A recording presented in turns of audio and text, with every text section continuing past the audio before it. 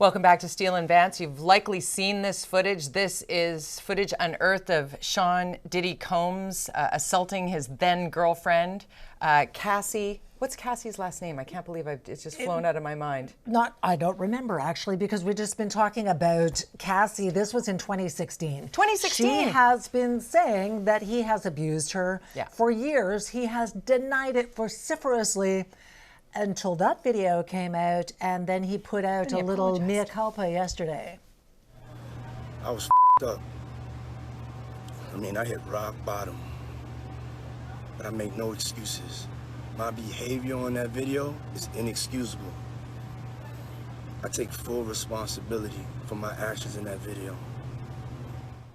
Really? Because you lied and said it was absolutely untrue until the video came out, which is why people are saying, and by the way, you said her last name is? Ventura. Right. Came to me late. Sorry, guys. So this was an article in The Guardian yesterday saying, come on, like it takes a video for us to actually believe these abuse claims about Diddy.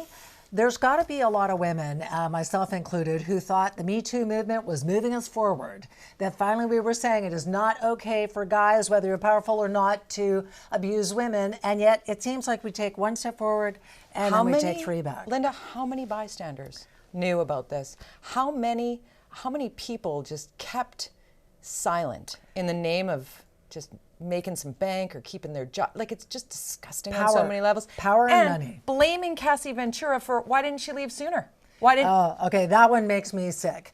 But their reverberations are, happening globally. There's a lot of people here in BC who are going, oh, this is uncomfortable and it's triggering. So we wanted to bring in someone who works with people who are facing abuse.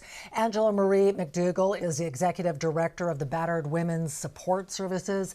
And Angela, thank you so much for joining us. Oh, it's so great to be here with you both. And nice to meet you, Jody, Linda. Thanks for the opportunity to speak to this today. What did you think? What did you think, and what were the people around your office talking about when this video came out?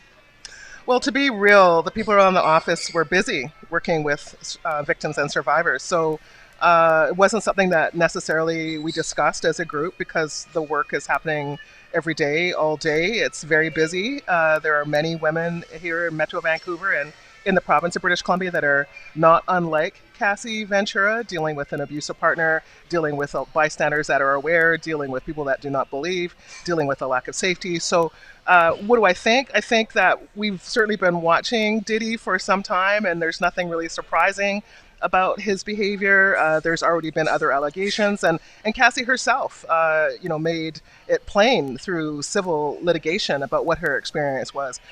What is always really difficult, though, is kind of recognizing in this case how public her experience of victimization became, and it was a real truth-telling moment for all of us in revealing yet again some of these ways that we know that women are facing. And and I'm really proud of her in so many ways, frankly, as I am with every survivor who takes action in their interest.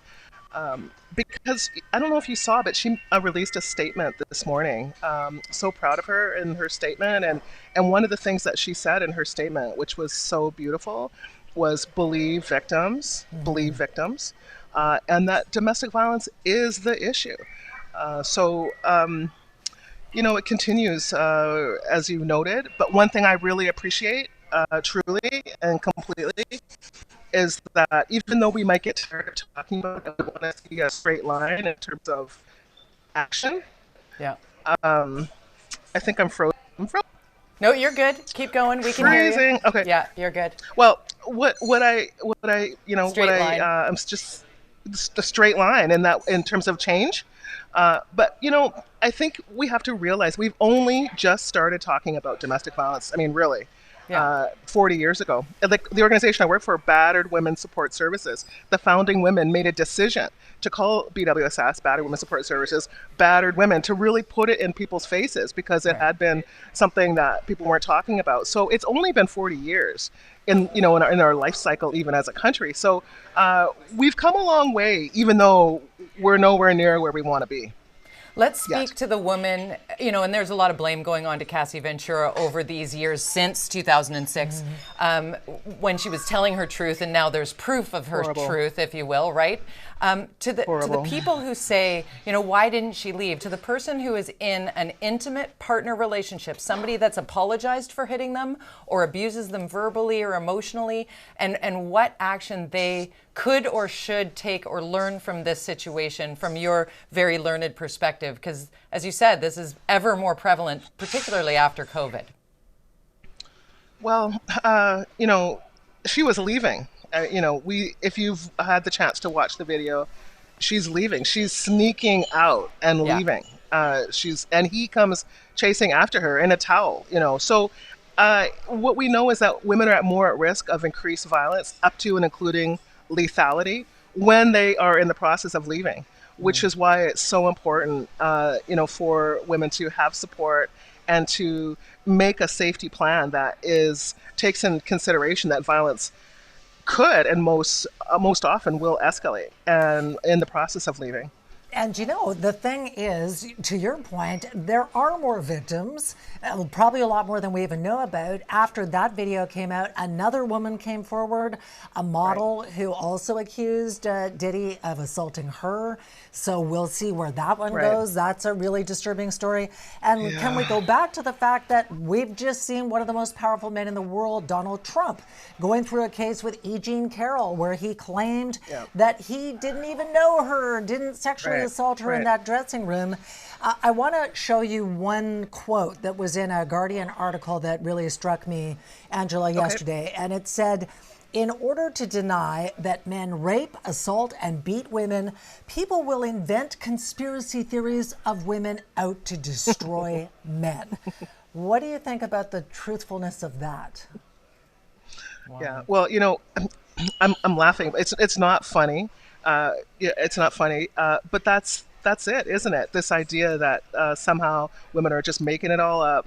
But what that does is that it really allows the situation to be hidden behind this idea that women are the problem, that women are making up stories, they're lying, they are out to get money, they're out to do harm to somebody, they're vindictive.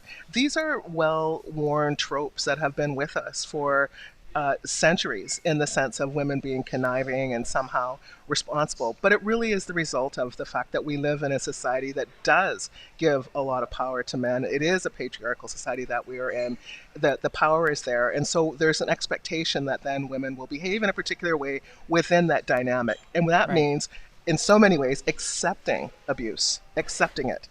You mentioned money, Angela, and so many women are kept silent and captive because they don't have the ability, or children are being used as pawns. We want to put up your crisis line, your crisis and intake line here. What is the action that people might take in calling you, for example, if they're fearful to even take that first step to call you, what should they know about the anonymity of this line or the security behind it?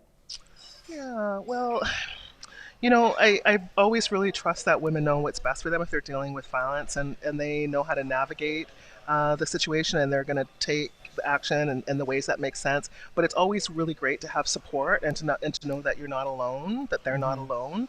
And so the crisis line is a way to get that support, someone to talk to, and someone to connect with, someone to share feelings with, someone to make a plan with, someone to talk through what options are available, depending on what the circumstances are. And as you mentioned, Jody, about kind of the economic part of it, is that, and about children, and that children and the economic factors, as well as housing, are some of the main reasons why it's really, really hard for women to take action and to leave. But our website is also a resource, bdoss.org. Which is a way to there's lots of information there about transition houses and about healing. And I've spoken with women and connected with women through social media where they've never contacted us at all. They've only related to us through our website and through social media. And that's how they've done their own journey, in the sense of leaving an abusive relationship, learning about some legal issues, where to access legal support, and then also kind of healing and, kind of the personal development, personal healing, which I thought I was like, wow, that's I'm so glad that that can be happening right now, in the sense of what some women will do and not necessarily have to connect with a person, but can get the information. So the website is also a good resource, as well as the crisis line. And I'll tell you what, you're doing important and frankly life-saving work. Yeah. So Angela, thank you so much for joining us today. We really appreciate it. It's an important conversation. Thank you for the opportunity to speak with you both, and I appreciate you really revealing this. It matters a lot. It really does. It sure does.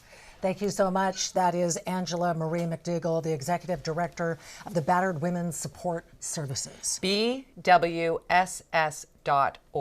is the website that Angela was referencing there. What a great guest and important subject matter. If you need help, do reach out, right?